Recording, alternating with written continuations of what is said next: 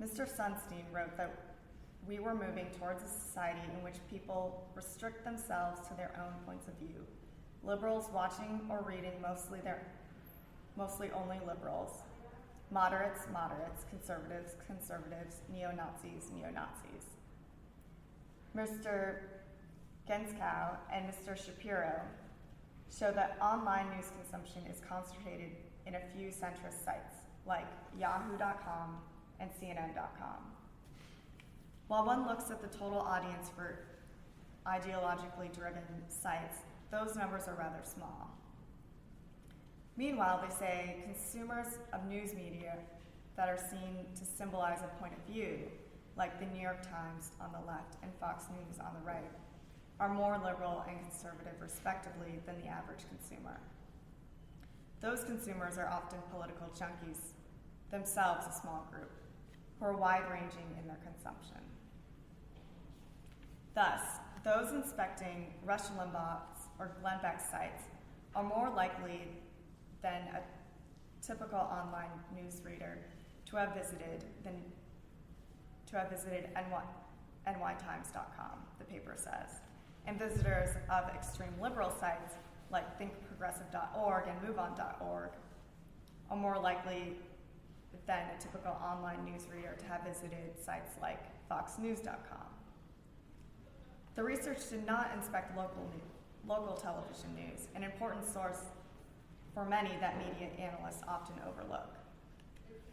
Their paper concludes that ideological segregation online is low in absolute terms, higher than most offline media, excluding national newspapers, and significantly lower than segregation in most normal social interactions people have.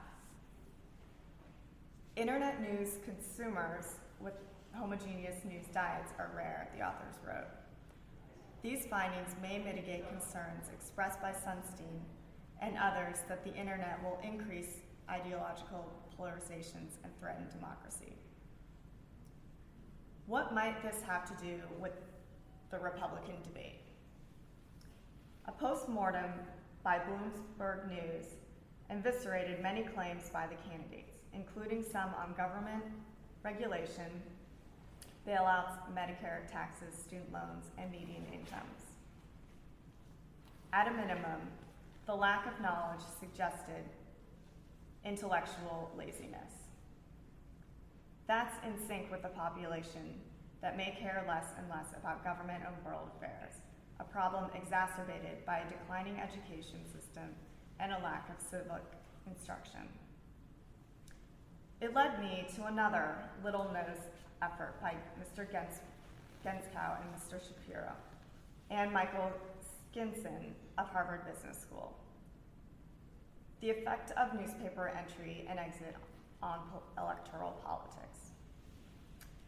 That paper argues that the decline of the newspaper matters. People who read an actual paper participate more in politics. And don't be fooled by the obvious shift of audiences online, they conclude. There is no comparison between time spent consuming news in print and spending time consuming news online. It's minutes versus seconds. That's why ignorance may trump ideology as a real curse. And this is from a New York Times article written on November 12, 2011, entitled "Liberal or Conservative, the Problem is Ignorance," by James Warren. It is of the very essence of democratic governments that the empire of the majority is absolute. For in democracies, outside the majority, there is nothing that resists it. Most of the American constitutions have also sought to augment this natural force of the majority artificially. Of all political powers, the legislature is the one that obeys the majority most willingly. Americans wanted the members of the legislature to be named directly by the people, and for a very short term, in order to oblige them to submit not only to the general views, but even to the daily passions of their constituents. They have taken the members of the two houses from the same classes and named them in the same manner so that the motions of the legislative body are almost as rapid and no less irresistible than those of a single assembly. Thus, the legislator, thus constituted, they have united almost all the government in it. At the same time that the law increased the force of powers there were naturally strong, it enervated more and more those that were naturally weak. It accorded neither stability nor independence to the representatives of the executive power, and in submitting them completely to the caprices of the legislator, it took away from them the little influence that the nature of democratic government would have permitted them to exert. In several states, it left the judicial power to the election of the majority, and in all, it made its existence depend in a way on the legislative power by leaving to the representatives the right to fix the salary of the judges each year. Usages have gone still further than the law. A custom that in the end will make the guarantees of representative government vain and spreading more and more in the United States. It very frequently happens that electors, in naming a deputy, lay out a plan of conduct for him and impose a certain number of positive obligations on him from which he can in no way deviate. It's as if, except for the tumult, the majority itself were deliberating the public square. Several particular circumstances also tend to render the power of the majority in America not only predominant, but irresistible. The moral empire of the majority is founded in part on the idea that there is more enlightenment and wisdom in many men united than in one alone, and in the number of legislators than in their choice. It is the theory of equality applied to intellects. This doctrine attacks the pride of man in its last asylum, so the minority accepts it only with difficulty. It habituates itself to it only in the long term. Like all powers, and perhaps more than any of them, therefore, the power of the majority needs to be lasting in order to appear legitimate. When it begins to establish itself, it makes itself obeyed by constraint. It is only after having lived for a long time under its laws that one begins to respect it. The idea of the right to govern society that the majority possesses by its enlightenment was brought to the soil of the United States by its first inhabitants.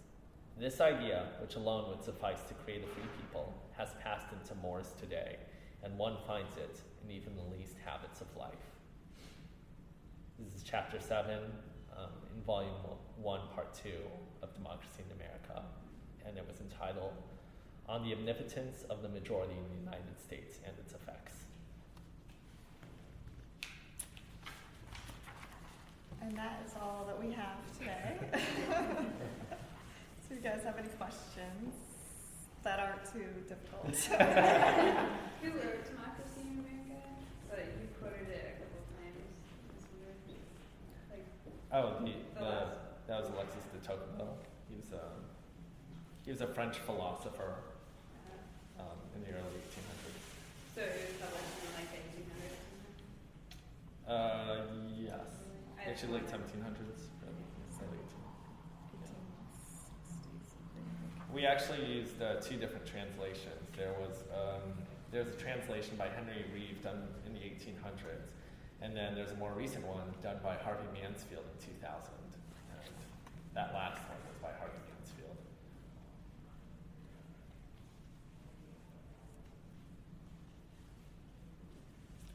Thoughts, questions?